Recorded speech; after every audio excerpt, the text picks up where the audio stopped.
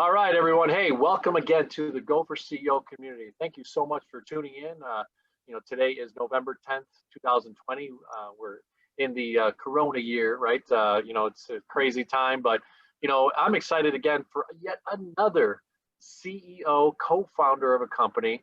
What we do here is we interview, just entrepreneurs, founders, CEOs of companies that really are doing some things in their local community and that are growing, that are startups to $25 million in revenue. And today I've got a special guest. This gentleman's a father to a beautiful daughter. His daughter goes to the school as my daughter's school goes to. And, we built a friendship over the last year, gotten a chance to get to know each other. And he was so, nice to be able to just say, hey, yeah, John, I'll support you in the Go for CEO community and share my story of where he's come from. So, Julian, welcome to the Go for CEO community. Thank you for having me. Awesome, brother. Well, thank you so much for being here. So, we usually like to start off a little bit about kind of you and where you come from, and obviously a little bit of the vision of where you started. So tell us a little bit about that and where you're coming from. Well, Garcia Professional Drywall, it's a family-owned business since day one. Company was started back in 1988. It's a lot of history in it. It's been over 30 years. Well, yeah, around there. So it was started by my father. My father, who he started the company with just all he had was a drive, a desire, and a will just to want more for himself, for his family, try to give his kids and family a brighter opportunity for a better tomorrow. And I think that that drive is really what made Garcia Professional Drywall possible. That desire to succeed and achieve more. So, like when we started, we only did drywall and residential. Because my father, he was a taper. He became a taper in the 80s. And the early 80s, and he did such a good job and got really proficient and professional at it. Sooner or later, one of the clients that told him, why don't you do your own work? And you do such a great work, try it. And my dad always had this entrepreneurial mindset that pretty much just comes from my grandfather, his dad. And he didn't think about it twice. He's like, I'm gonna take the chance. I'm gonna go for it. And here we are. Awesome. That's awesome. Well, you know what? I mean, I'm standing in front of a wall, and you think, hey, the paint is what makes it look good. No. The taping is what makes it look good, because it can be uneven. It can be not smooth. So for those of you that don't understand, that's what that means, is taping of the drywall and really starting to put together. And you, like you said, that was the beginning of it, right? So tell us a little bit about kind of where you're at now and how you got integrated. So your dad started the business. You're growing up. Were you kind of seeing your dad, grow this business and then, got interested? Or how did that work out for you to be a co-owner now? Well, that's a very interesting, a very good question, because there's a very interesting story behind it. Since I was a young kid, and we're talking, we always saw our dad wake up in the morning, and for him, if he came back by 5 o'clock, it was a early day. And 5 o'clock in the afternoon, he was doing 12, 14 hours. Even before he opened his company, he was already a taper, and he was starting to get side jobs. So he will work his 8, 10 hours and then go work till 9 o'clock, make some extra cash. And eventually, he took the chance and opened his company. And so that's what we always saw our dad working hard, and always being a go-getter and never being satisfied, always wanting more and more and more. And we saw that from him. And our summer breaks, I remember when I was a young kid, I was in second grade, maybe first, I don't remember exactly. My brother and I, he's a year younger than I am. And our summer breaks, they weren't like, oh, we're gonna go play all day, hang out with the neighbors, ride bikes and so on, play video games. No, that wasn't for us. Once in a while, but not all the time, but mostly he'll wake us up at 6, go to work, come back at 5, 6, 7, tired. And that was our summer break and winter break, and whatever break we had, that's what we did. That's awesome. So for us, that's, for us working long hours and working a lot it's never been scary for us. And so, that built into us a understanding of what we need to do in real life. Even as young kids, we will get paid, not a lot, but we will get rewarded for our efforts. And it's not like we were, the kids of the owner or the boss, so we will slack off. No, on the contrary, if he saw us slacking off as young kids, he would be hard on us. He will get an earful. He didn't want his kids slacking off. He wanted his kids working. Yeah. So he was tough on us, and that's a very good thing. That builds a lot of good character and good discipline. And as we kept on growing, we became more involved in the company. We started doing more work, and I started focusing a lot in the estimating department once I was in high school and after high school.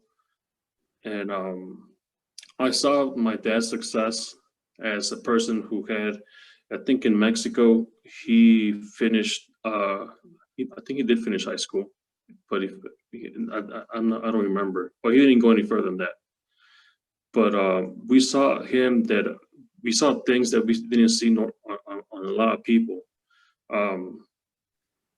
For example, through my mom's side, really quick, my 3 uncles, very intelligent people. They went to the university in Mexico. They're great, very smart people, but none of them succeeded. They were incredible at math, and they all became engineers, but none of them succeeded like my dad did, not even close. And my dad didn't have that formal education, but he had the discipline, the drive. And as we grew up, we saw that those were more important qualities, that when you blend in education and study, then you have a great recipe for success. But I guess I decided to follow in the business and maintain it and try to amplify and grow it. Because one thing is starting a business that requires certain things, certain processes and sacrifices. But another thing is keeping it, maintaining it for the long run. That's a whole different, game plan. So, we saw our dad working a lot, and we loved the fact that he was making good money for himself. He was making a good living for himself. He could afford many of the nicer things that he wanted. And we liked that. And we liked the fact that if he wanted to take a week off, from work, go to vacation, take his kids to wherever, his family, he could do that. We love the freedom that brings. It's a lot of responsibility, but it also affords you other freedoms that as an employee are not exactly there. No doubt, and you've said it, the foundation that your dad laid down of work ethic, of not treating you special because you were the kids of the owner, right? And he had put in his time, so he knew the value of being able to also show you, because he came from a situation that he was grunting it out, right, making it work. So walk us through that. Obviously through your high school years, you got this plan during the summer that you worked. You didn't really, mess around. Tell us about how. Okay, so you get into the business. You kind of got steered towards a certain direction in the business. What's that startup, and what are you starting to say to your dad about as far as how you're starting to become part of the business? Well, as I become more comfortable, more confident in myself, as I'm, as a teenager and a young adult, I started saying, why don't we start doing, different things? But why don't we start doing different things as far as like more offer more trades, more scope to the clients, and and like on a small tangent, like we were looking at starting different businesses. You know, Dad, let's do this, let's do that. And I think he saw that I had, I guess in a way, inherited that entrepreneurial spirit from my grandfather and him, and he really liked it. So, you know, we would try this, we would try that. Some things will work out, some things won't. But like one of the important things that he showed us is, you know, as a business person, you need to learn how to lose. Because if you learn how to lose, that doesn't mean that you want to lose or you should lose. No, it just means that if you lose or if you get a setback, you got to get yourself back up, dust yourself up, see what you did wrong, become better, become stronger, become, you know, smarter, and it will be that much more tougher for you to fail in the future. You just have to learn experience. There's a lot of value, you know. So he taught us that, and he will let us, you know, bang our head here and there metaphorically, and like, oh, but those were great learning experiences. They were so great, and as he saw that we liked that kind of stuff, he just brought us more and more, and he always wanted to have the family like in the business. He's a big family guy, you know, like the show. I mean, he taught his my uncle, his brother. He showed him the ropes of the business, and my uncle opened his own business up north by Marengo. He got his own business too, and we worked together. So he showed a lot of people the ropes, and you know, because of him, many people in the area from his hometown that live around here, they've been successful. Wow, that's awesome. You know, you come into a business that's established. You've had quite a few summers learning from it. Where in the business did you initially fit? So were you in operations and marketing? You know, it sounded like you had some ideas of maybe even starting different divisions of the business. How did you incorporate yourself initially and over the next few years? In the beginning, and as a young adult, I was more in the field. Like I said, we did a lot of residential, so I would measure homes, to do takeoffs at the site. I would that's kind of more into operations, and also I was also in the helping the employees, the workers, do work, unload, clean, and a lot of the things that a lot of labor work.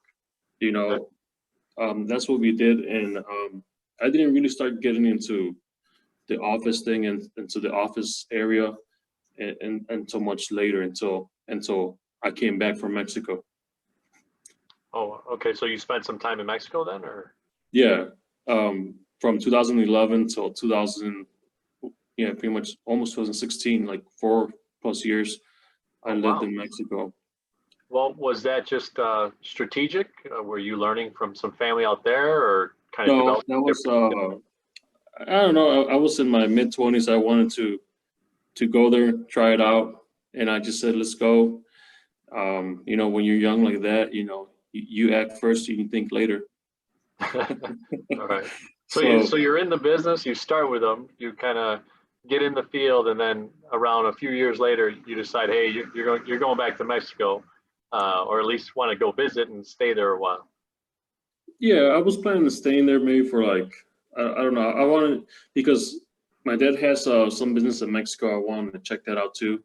Okay. And but eventually, you know, life, God just threw a huge curveball in Mexico, and we can probably do another interview on that. Yeah. It was fantastic. Thanks to that, I met my wife. I have 2 beautiful daughters, so it was a wonderful time. But yeah, so before I left to Mexico, I was starting to get more into the estimating and management. Okay. And when I came back, that's you know, when the business really started taking a very different direction. That you know, because by the time I came back, my sister was in the business, my brother was in the business, and our dad was still in the business. So it was already a much bigger operation when I came back, and we just turned into the operation it is right now, and the steps we're taking in the future. So when you left to Mexico, about how much revenue do you think, just guesstimating wise, were you guys doing? Not a lot, because that's when the economy, crashed in 07, 08. And then like for the next 4 years, the business was not that great. It got extremely competitive. Think about it.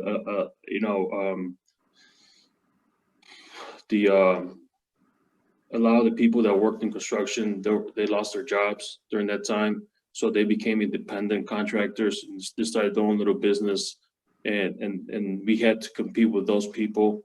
And when you have an office, when you got overhead, and the other people, they just assemble a crew of guys and they got a van or some minor expenses. It's hard to compete with them. So those were tough times, from 2008 till 2012, 13. Those were really tough times with the business. And I say when I left, we haven't really hit the bottom of the trend yet. But when I left, we're probably doing maybe 1.5 to 2 million in sales. 1.5 to 2 million in sales. But that's all residential and only drywall. So that's only drywall. So that's quite a bit of drywall. Prior to that, the sales were much higher. They were probably double that. Yeah, no, it really did really bad for everybody, not just for us. It was just bad times for everybody.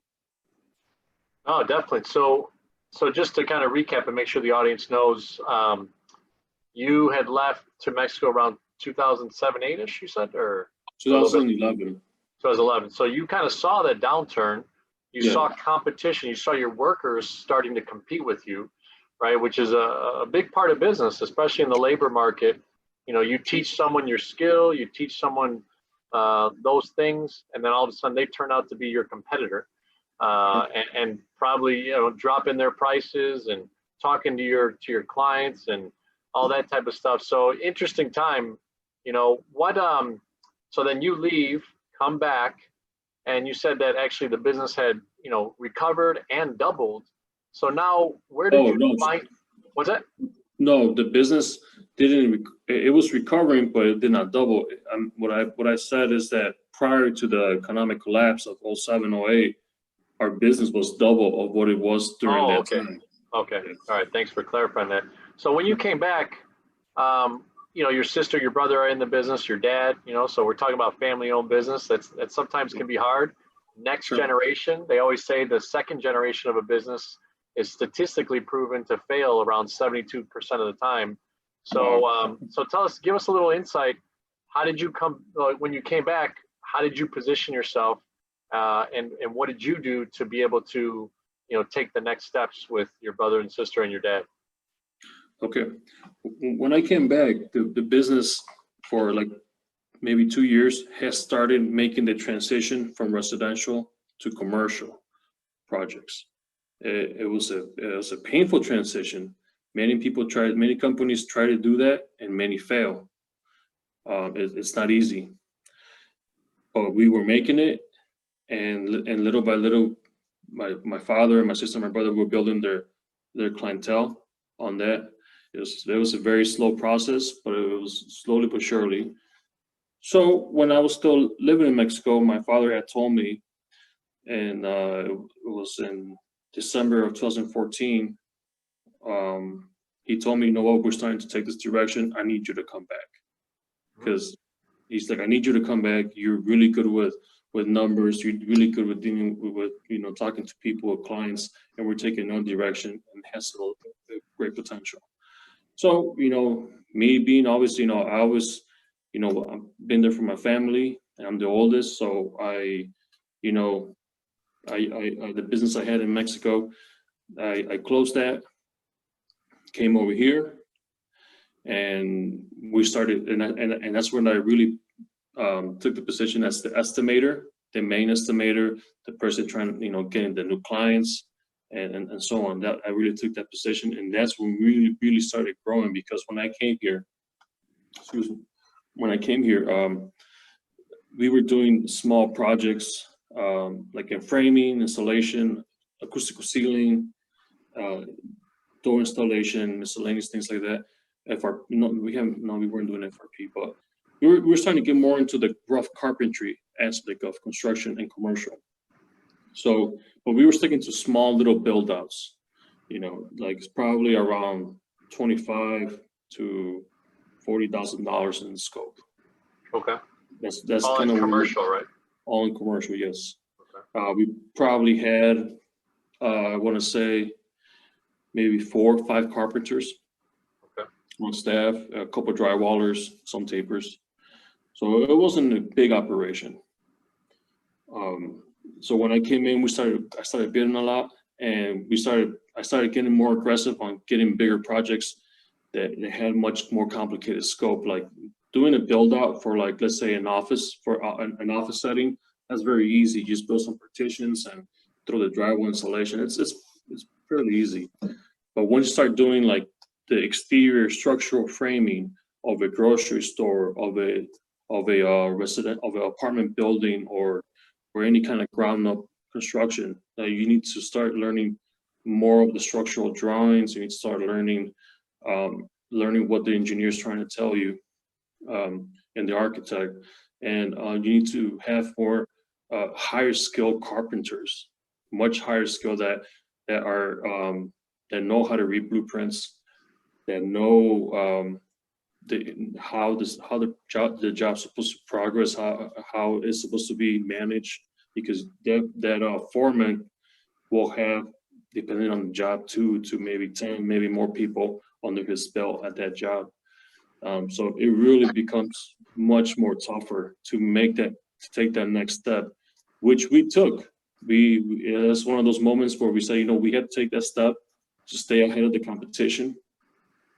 And we've been successful, and now we love getting those jobs. We'll do the build outs, but we love the big jobs, the complicated ones. What would you say to someone? I mean, I guess when you say the difficultness of changing kind of direction from residential, simple kind of office structures to then these big ones, did you learn a new software that allowed you to then estimate those things better? I mean, what were some things there? And then also, how did you get into some of the clientele that allowed you to get that type of business? Okay, as far as how to learn to do the better takeoffs, actually, I didn't start using a software takeoff program until last year. Yeah, so it was all by, we will send the prints to get printed. We'll print a set of prints, and here in my office, I'll just flip through the big pages and just do my takeoffs by hand with a scale and pen and paper and calculator. Wow. So yeah, I mean, eventually you do so much that you get efficient. And I was just procrastinating on making that transition, and eventually last year, around a year ago, I did it, and now I'm having a hard time wanting to go back because it's so much more faster and it's much better. But as long as you know how to do the takeoffs and know what you're looking at, then doing it on the blueprint or on a software program, it really is only a matter of efficiency and time, because the price will be the same, the takeoffs will be the same. And what was the other question right now that you asked? Yeah, so that was a great one, just to learn how you transition maybe from a manual perspective, time to software, but then also how did you actually acquire the clientele that was big enough that did you do marketing? Construction is a little bit different, right? It's not just putting an ad on a TV or Facebook ad nowadays. How did you build those relationships and grow that market? In construction, marketing is it's very tricky. The best way to advertise your company is word of mouth. Honestly, it's old school. Having a website helps. It does help. Putting billboards, Facebook, all this stuff. Yeah, you can say it does have a positive impact, but you can have the best website in the world, the best pictures and videos and presentation, everything you want. But if your reputation is not good, it's not going to do you any good. Or you don't have to have, if you don't have a website, maybe you are losing some traffic and you are losing some potential leads, but eventually, if your work is good, if your reputation is good, there's a pretty good chance that people will see your work and they'll just say, hey, I saw what you did at that restaurant or hospital, and here I'm doing this project, give me a price. That's typically how it works in construction. It's just your reputation, honestly. It's huge. It's huge. Your reputation, you need to be able to deliver on time. In commercial, once the spotlight's on you, it's go time. There's none of this, oh, hold on, give me a couple of days, like in residential. In residential, you have more of a grace period. In commercial, you may get 1 day if you're lucky. 1 day, because you know ahead, way ahead, when it's your turn to show up. And they want it now, because think about it. Let's say we got a client A, he wants to open a grocery store. He wants to open it now because he's losing sales. Sure. And when you're doing your own home, you want to make sure it's the best house as possible. So you don't mind waiting a little bit longer for the better material that you decide to get for your house, or the extra attention to details for your home. So there's a difference in mentality from commercial to residential from that point of view. And as far as, go ahead. No, I was just going to interject and just saying, as you got that bigger clientele, even though there is that speed to the game, was there also still a difference? I'm just thinking off the cuff of my head, you said grocery store, you might have a smaller grocery store that, wants that speed, but then does a Mariano's type grocery store, do they care more about the kind of the infrastructure, the tools, the things like that you'd be building out, or is it all kind of same in that construction mindset? Okay, let me get to that one. But as far as like building the clientele, I didn't touch on this. As far as building your clientele, there's programs that GCs use, like Building Connect and others, and they'll just send you, like one of our best clients that we got him through that program. He didn't know me, I didn't know him. He sent me, he just sent it to people. He's looking for bids. He liked my number. He tried us out, and it must have been like 4 years later, we do a lot of work for this person. And your next question, what process was that? Through RFP? No, Building Connected. Oh, Building Connect. Okay. Yeah, and then to answer your next question, as far as the quality expectations from smaller clients or different clients, that's one of the difficulties that people, when they make that transition from residential to commercial, that they have, that they're not used to the increased pace, the accelerated pace of commercial. Because here's the thing, not only are you under pressure to deliver, but you need to deliver quality. Just because you're going fast doesn't mean that they're going to forgive you, a poor quality work. Like, no, if it's poor quality, they want you to fix it. So you gotta be fast, and you gotta be efficient, and you gotta be, you gotta offer good quality. And that's really tough, because you're asking for a very it gets tough. You're asking for something it's not impossible, but it's on a higher level degree to achieve. Definitely. You're given a sense of kind of the things even that you did operationally with your employees, right? Obviously you, your sister, your brother, and your dad weren't the only ones, right? So can you give us, I guess, a segue a little bit? You built out your clientele, you're starting to build this program out, you're seeing the speed of the game. What are you doing to manage your employees so that they have that same quality mindset?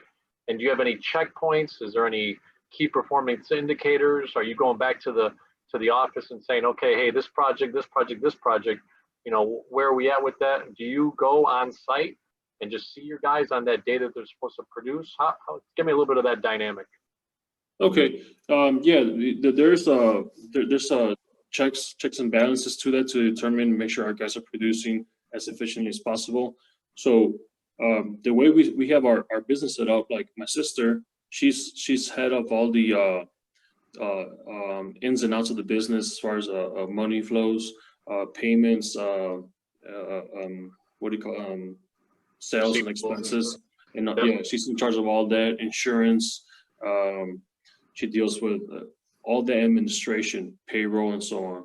She deals with all that. I am 100% focused on the estimating, because once you get to this level that you're bidding to so many clients and you're bidding many jobs, it really takes a lot of your time and attention to make sure you're bidding properly and at a competitive price. You don't want to be too high, but you don't want to do it for free.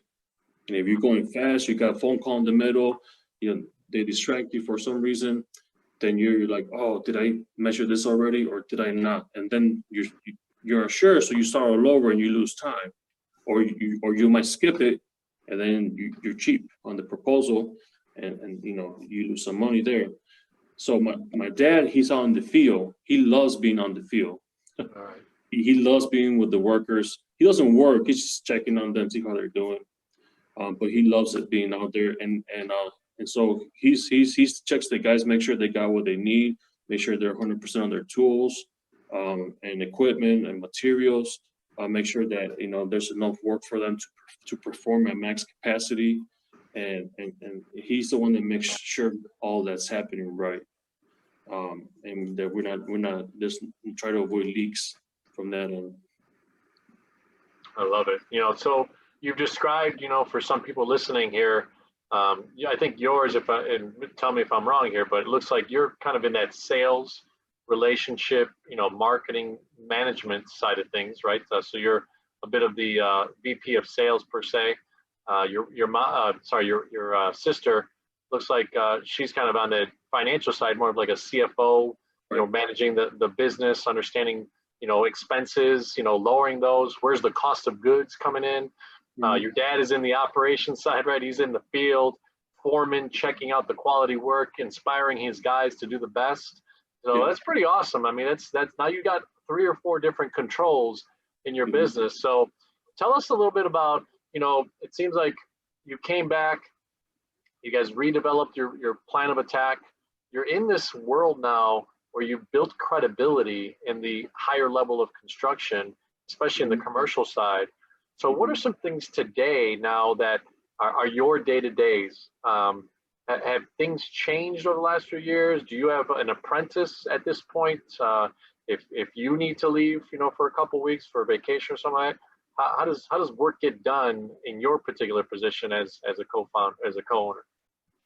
In my particular position, I am currently really close to hire an assistant that can help me with estimating. We're at that position that the estimating part has become so overwhelming, and you can only look at a screen for so many hours straight before you're mentally fatigued. Your body, you feel tired, you feel like you've been working out and labor all day long, but you haven't. You've been sitting down, but you're mentally fatigued. So I'm at that point where I need to really look for help, and so we can continue to grow. And so sometimes when I want to take a vacation, like I try to keep my vacations right now no more than a week, because it's happened many times. Like I'll go to Mexico with my family, visit family over there for a week and a half, and my first days there, I'm getting just a bunch of invites to bids. I was like, why couldn't they be there last week? Or why couldn't? It's like they know I'm going, and they're sending a bunch of invites, and I was like, so so I tell them, what, I'm in Mexico, and so I'll try to get to it. I've even in Mexico, I've gone to the because we go to a small town, I've gone to the bigger cities, and get a copy of the print and work at it and work on a proposal in Mexico. Okay. And I'll send the pictures to my sister. She types it up and sends it. So I just don't, because we don't want to lose the customer or disappoint the customer. No, that's part of scaling, right? I mean, now you're starting to develop that muscle of, all right, like, hey, I'm going to bring someone on, I'm going to teach them, but business never stops. So you mentioned technology and making that move. So let's kind of keep on that same venue. You introduced now this new software. Has that helped for the ability to then be remote, right? Be in Mexico and not and help in the estimating side, because you know physically how to do it. Now you see everything on a screen. Are you able to still be as close on your quotes or your quotes to bidding, or how has that helped dynamically on that? The main thing that the software doing the proposals on the computer, the main thing that it helps you in is it saves you time. Okay. Because you don't have to flip through 40 different pages, maybe more on the larger projects. You don't got to flip around. The program saves you linear feet, your square footage, and it has so many tools that you can use that really make you more efficient. Like I can probably do, let's say if on the plan, on the blueprint, it will take me 4 hours to put a proposal. On the software program, it takes me maybe 2 hours, maybe a little bit more, but it's almost by half. So there's huge time savings. The program's expensive, but it's well worth it. It pays for itself in no time. So that's the main there. As far as accuracy on proposals, no, because if you're not focused and you're not focusing on what you're doing, you can miss details on paper or on the screen. Sure. So as far as that, as far as accuracy and of the price, that's all on your focus and know what you're looking at. Interesting. So yeah, looking at all the details, right? In the bidding world of business, being wrong, right, for a certain type of project seems like you could probably miss out pretty big, because you still have to pay your guys a certain hours, right? Yes. Are you guys union or non-union? How does that work for your type of business? We're non-union. Okay, awesome. And then how many employees do you have currently? Because of the pandemic, we really had to let go a lot of good people we had. Just really quick, prior to March, for the shutdowns, we thought we were going to have a stellar year, break records. It was on track, because usually the winter time tends to be slower, and that's just how the business works in this industry. But we were busy. We probably had, I want to say, full-time carpenters. We were probably in the mid-20s. 20, wow. Okay. And to keep and these are good carpenters. They're not like, they're barely learning how to use their tools. No, these are good, high-paid carpenters that we had instead. That you need a lot of work to keep these guys busy. And we did have a lot of work.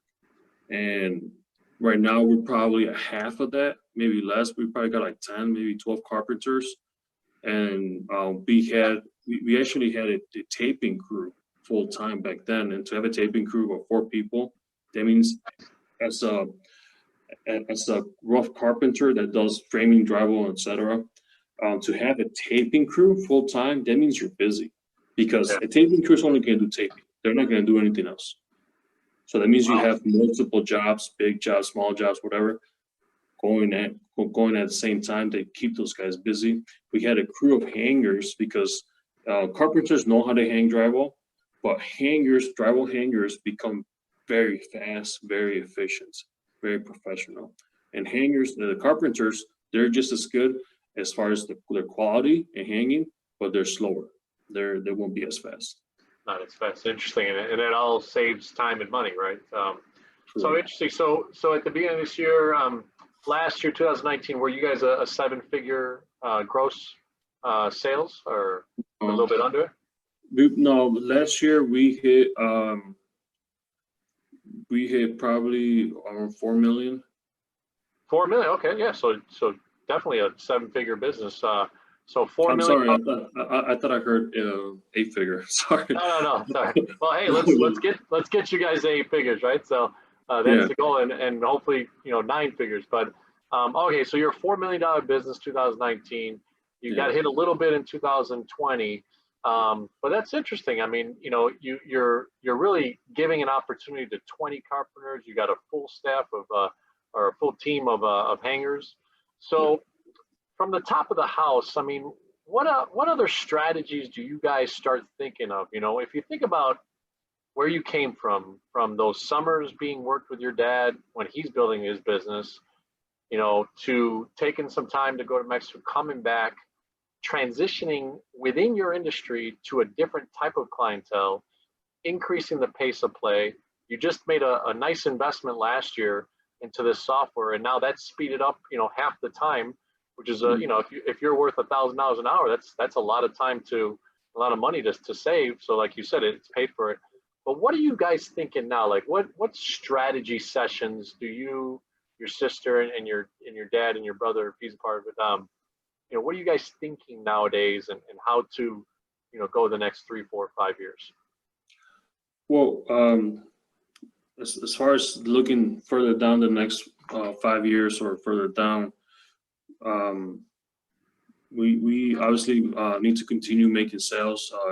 We don't like to see, with us, it's become difficult to get new clients at a consistent pace, because our current clients just keep us so busy.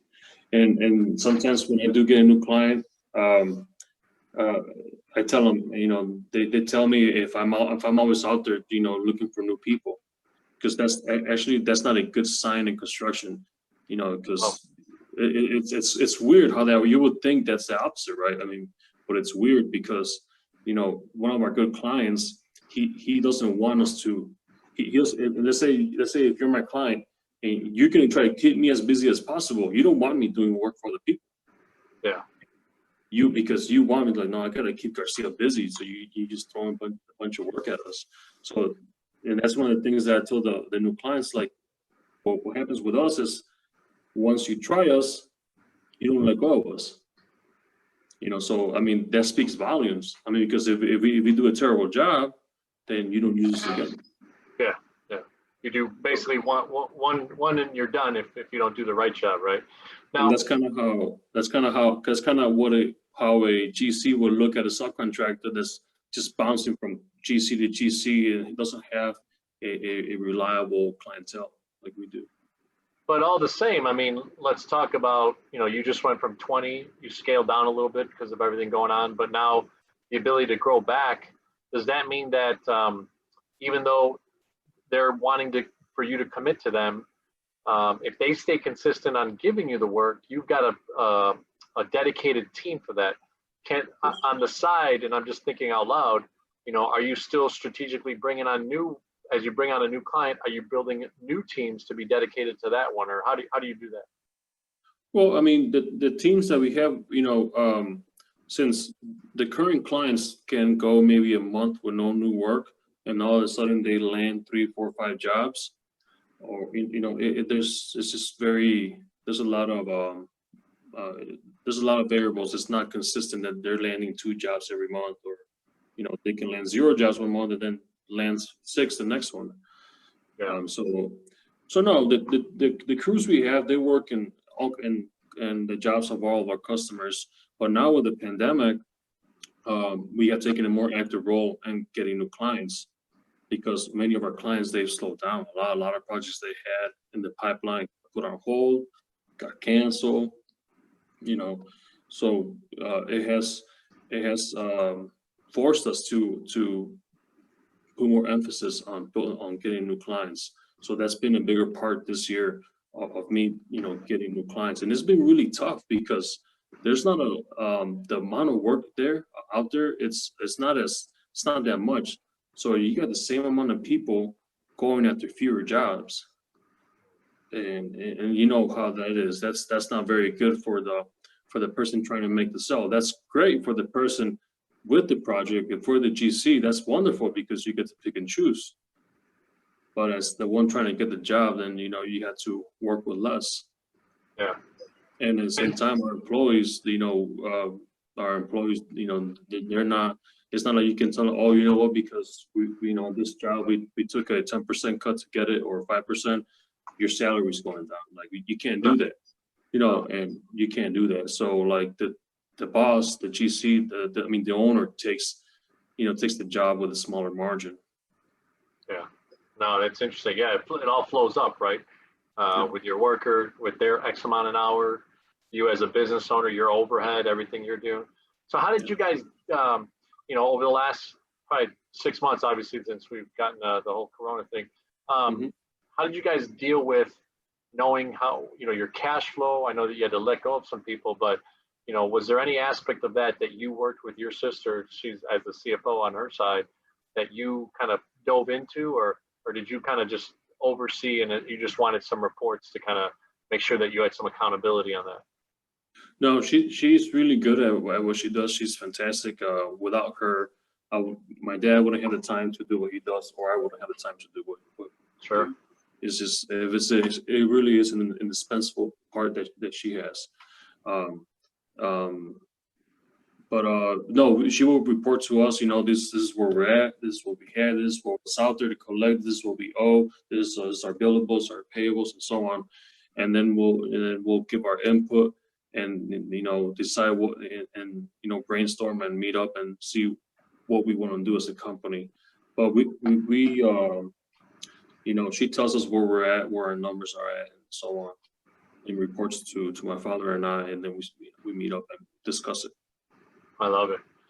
Look, I appreciate obviously kind of walking us through the journey that you've been able to share. It seems like we could probably talk for another 3-4 hours. I want to be respectful of your time, and the community's gotten used to, that 45 to 60 minutes and just sharing. So, one of the things that we'll do, Julian, is meet up with you again, about 6 months from now. We'd love to find out kind of where you guys are at. What's the transition been? That'll be probably around the end of March, maybe beginning of April, and seeing kind of what that year has started to become after the first quarter. So one of the things that we like to end with, Julian, is, the C is for client experience, the E is for employee engagement, and the O is for operational excellence. So, tell us a little bit about what's the differentiator for Garcia Professional Drywalling in the client experience side. What do you think you guys are doing better than anybody else just in that particular piece of the puzzle? One of the things I think we're doing better is keeping your word.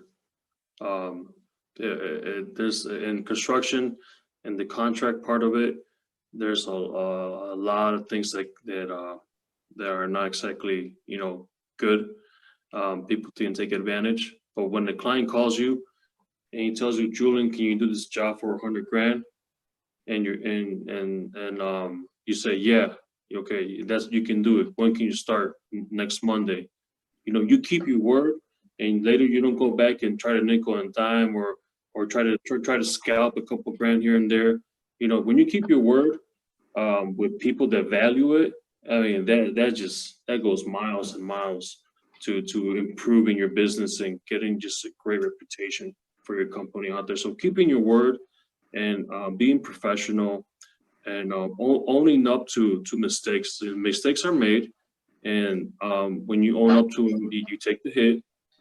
Sorry, excuse me, got a call coming in. You take the hit, you move on, and you're professional about it. When you make a mistake, you're professional. You don't go and tell you let your employees know if your employee made a mistake that costs you money. You let them know, but you're not out there. Hey, I'm gonna deduct $500 from your check. We don't do that, because the mistakes are not on purpose. They're mistakes. We just let them know. Hey, be more careful. You kind of went right into employee engagement, so it sounds like you're the same way. Not only with your clients are you honest, but you keep it real with the employees. Is that one of the reasons too that is a differentiator with Garcia Professional Drywall? Like, why are people staying with you guys as employees nowadays? Oh yeah, honestly, as in any business, your employees is your base. If you have a strong base, you can go a long way. And how do we keep great, not just employees for the long term, but great talent? We bring in great talent. It's very simple. You gotta pay them on time and pay them good. You pay them good. Since I came here, our lower skill carpenters, they were making low 20s per hour. That was back in 2015, 2016. Right now, that same level carpenter is making $28, $30 an hour. Wow. And jump. yeah, I mean, salaries have gone up in construction, but and we treat them fair. I mean, we treat them really good. You know, they get apparel, and Thanksgiving we give them a big turkey. If I go to Mexico and I know one of them likes tequila, I get them a nice bottle. You know, things like that. And they show appreciation. It's not always paying them more. I mean, sure, more money is fine, but sometimes when you think about them like in things they like, you know, that also is a nice gesture.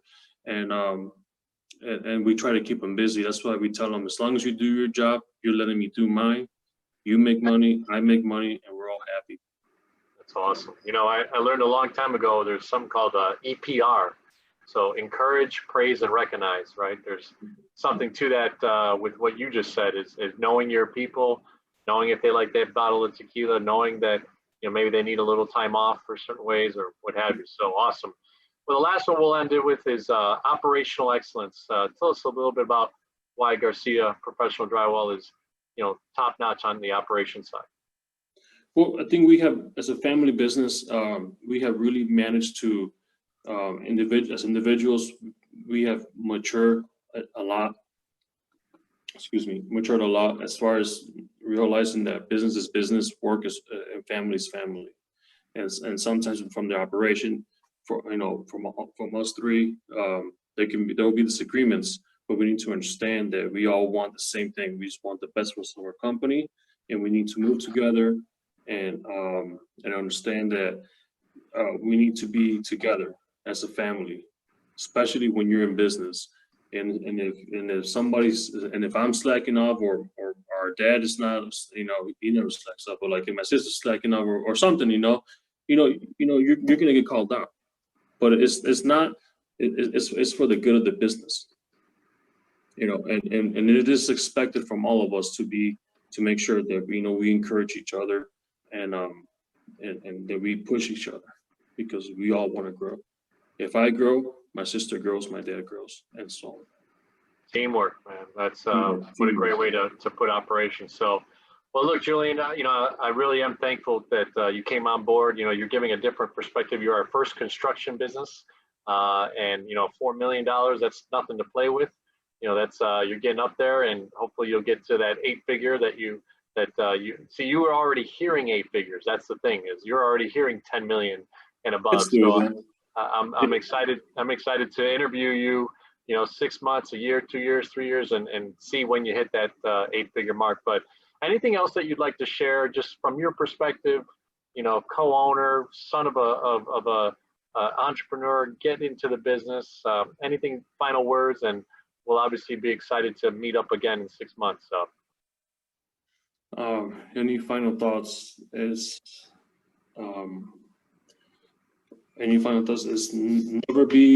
never be complacent. Always try to take that next step. You're better off taking that next step while you're in the lead than trying to catch up. Wow. That's what we're doing right now. That was like dropping a bomb right there. I like that one. Never, wait, say it again. Never. Like, always take the next step while you're in the lead. Never take it when you're catching up. While you're in the lead, you know, ladies and gentlemen, you know what he's talking about there. That's called momentum, right? When you have momentum, don't stop. Don't stop. You're talking about Julian's dad having built this since 1988 or so. I mean, the momentum of his kids growing up and seeing all this, and what an incredible story, man. Thanks so much for joining us, and really appreciate it. Looking forward to seeing you very soon.